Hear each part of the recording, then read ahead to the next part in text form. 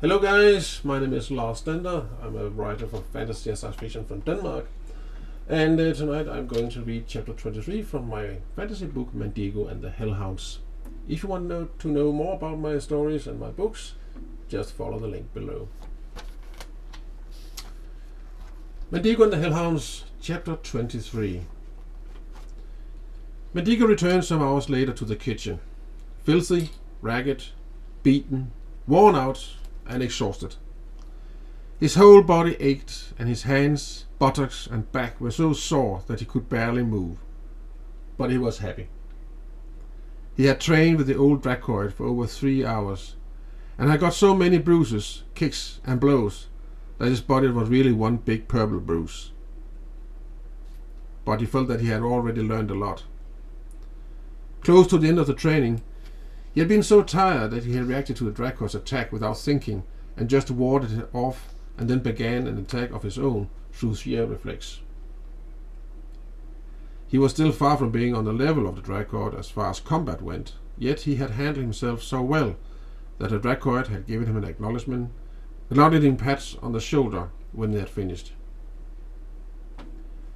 Magda cursed and swore when she saw the shape Mandigo was in.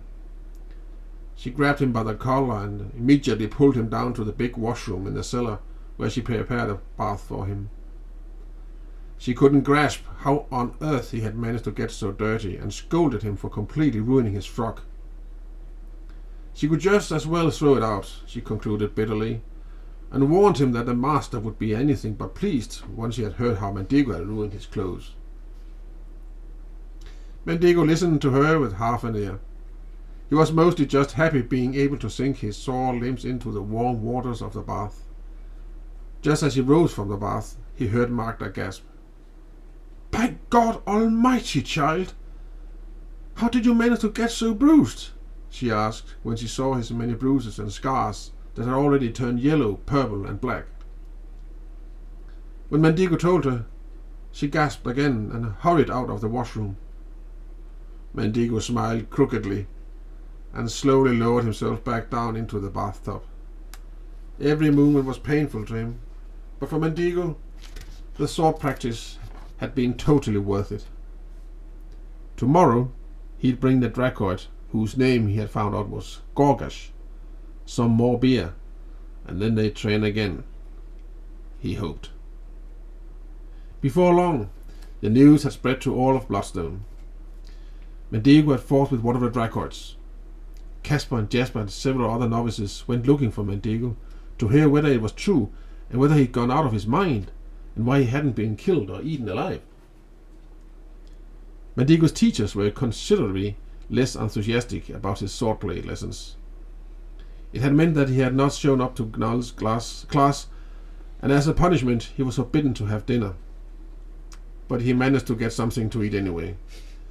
Casper and Jasper smuggled some leftovers up to the dormitory later that night, where they also got him to tell us the whole story of what had happened one more time.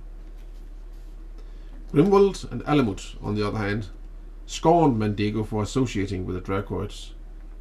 "You're just wasting your time," Grimwald said condescendingly. "The Dracoids are miserable and stupid creatures that live in filth and dirt and are good for only one thing, serving as soldiers in Master's army. Whatever you think you are learning from them, it won't bring you any closer to becoming a candidate and master in wizardry. But I guess I shouldn't be surprised. You, who have lived your whole life in filth, would naturally be attracted to that sort of life." But Mandigo was too tired to fight, and he had long ago discovered that the best way to handle Grimwald was by simply ignoring him. However, he took note of the words "the Master's army." He had had his suspicions that Montero planned to build his own army. As mentioned before, the number of Dracoids had increased drastically over winter, and there were now so many of them, more than were needed to guard the Bloodstone. There was also an evident sense of anxiety amongst the Dracoids. It was clear that they were waiting for something. But what? What was Montero up to? Mandigo had long wanted to ask his uncle about his plans, but every time he had worked up the courage to ask, he'd end up losing his nerve at the very last moment.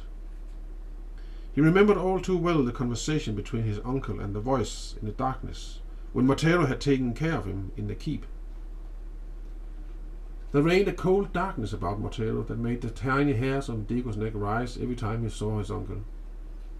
It was not a feeling that inspired curiosity, but more watchfulness and reflection. Mandigo also remembered Greta's warning about the Lord of Darkness, and the experience with the voice of darkness in Montero's keep made Mandigo wonder whether Montero was in pact with the Lord of Shadows. It was a terrible and depressing thought, but if it was true, then there was all the more reason to be cautious. But there was still something Mandigo couldn't help wondering about, and that was where the Dracoids originated from. Neither Caspar nor any of the other wizard apprentices seemed to know the exact answer. The only thing they all could agree on was that the new Dracoids always arrived at night, because they were always there in the mornings. Mandigo was, nevertheless, hopeful. He was certain that he could build some sort of friendship up with Gorgash, and that the old armorer would inform him of how the whole setup worked. And that's how things turned out.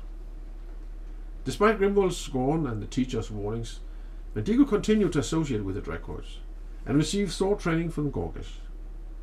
At first, he was given a harsh and rough treatment as soon as he came too close to them, but he kept a stiff upper lip and bore all the blows he received without flinching. And the Dracoid slowly got used to him, and he even won Gorgash's respect and was allowed to help him in his forge. One important element that helped Mandigo win over the Dracoid was, aside from his stubbornness and the fact that he had access to beer, his ear for languages. He quickly learned the guttural, jaw-breaking language to such an extent that he almost understood everything they said and could even have brief conversations with them. The training and the work at Gorgash's forge soon manifested itself in Mandigo's physique. He had been weakened after the battle with the demon Hasrazal, but now his body started to bulge out with muscles in various places along with hardened tendons. His shoulders became broad and his chest swelled so much that he could no longer fit his frock, which wasn't made for the kind of work Mandigo was doing. One morning he had put it on and was flexing his back muscles when it simply ripped apart.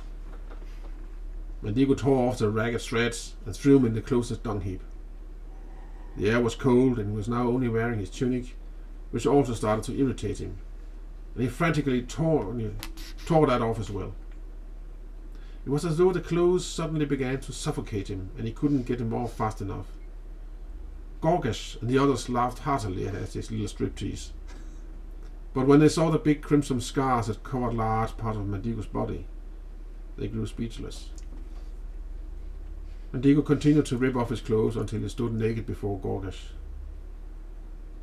However, a last moment's realization of the lack of decency made him cut off a piece of the tunic from which he had made a kind of loincloth or kilt, which he used to wrap around his waist. Finally, Mandigo felt truly free. Giving Gorgash a crooked grin, he grabbed a hammer and started hitting a piece of metal that was to be used as a lance. Gorgash grunted approvingly and grabbed another hammer, and together, Dracoid and Wizard Apprentice started to forge a new weapon.